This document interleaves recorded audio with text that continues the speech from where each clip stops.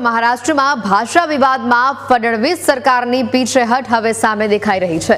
પહેલા ધોરણમાં હિન્દી ભાષા ફરજિયાત કરવાનો નિર્ણય રદ કરવામાં આવ્યો છે। હિન્દીને ફરજિયાત કરવાના નિર્ણયને સરકારે રદ કર્યું છે। નિર્ણય રદ કરવાની સાથે સરકારે જાહેરનામું પણ પરત ખેંચી લીધું છે। સમિતિના રિપોર્ટ પછી નવો નિર્ણય લેવાની જાહેરાત કરવામાં આવી છે। મહારાષ્ટ્રમાં પહેલા ધોરણથી હિન્દી ભાષા ફરજિયાત કરવાની વાત સામે આવી હતી અને આ બાબતનો શિવસેનાએ વિરોધ કર્યો હતો। ઉદ્ધવ ઠાકરેની શિવસેના અને રાજ ઠાકરેની પાર્ટી મનસે આ વાત ઉપર એક થયા અને વિરોધ કર્યો। બંને દળોએ મળીને 5 જુલાઈએ મહામોરચો કાઢવાનું એલાન કર્યું હતું। વિપક્ષી દળોએ ત્રિભાષી ફોર્મ્યુલાને મરાઠી અસ્મિતા સાથે જોડીને મરાઠી ભાષા ઉપર આક્રમણ ગણાવ્યું હતું।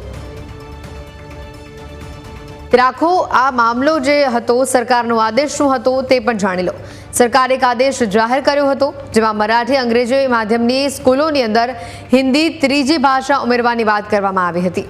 ધોરણ 1 થી 5 સુધી હિન્દીને ત્રીજી ભાષા તરીકે ભણાવવાનો નિર્ણય કરવામાં આવ્યો હતો। આ નિર્ણય NEP 2020 હેઠળ લેવામાં આવ્યો હતો। પ્રાથમિક શિક્ષામાં તબક્કાવાર લાગુ થતી ભાષા નીતિનો આ ભાગ હતો।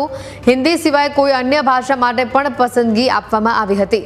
અન્ય ભાષા માટે કોઈ ક્લાસમાં 20 થી વધુ વિદ્યાર્થી હોવા જરૂરી હતા। સ્કૂલ તે ભાષા માટે શિક્ષકની વ્યવસ્થા પણ કરશે અથવા વૈકલ્પિક માધ્યમ શોધશે તેવી પણ જોગવાઈ કરવામાં આવી હતી। हमारे दोनों GR को रद्द किया है, लेकिन एक जो कमेटी है हमारे डॉक्टर नरेंद्र यादव इनके अध्यक्षता में वो इसमें पूरी स्टडी करेगा और अपनी रिपोर्ट पेश करेगी। और लेकिन इसके बारे में मुझे ये कहना है कि जो लोग आज आरोप कर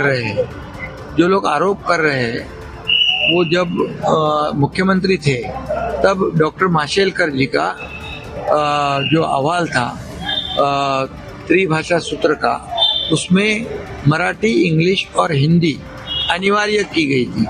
और वो मुख्यमंत्री जब थे तब उन्होंने उसको स्वीकृत किया था, उसको मंजूर भी किया था। और दुर्भाग्यपूर्ण बात यह है कि सरकार में रहते हुए एक भूमिका निभाते हैं, सरकार के बाहर जब रहते तब दूसरी भूमिका निभाते हैं।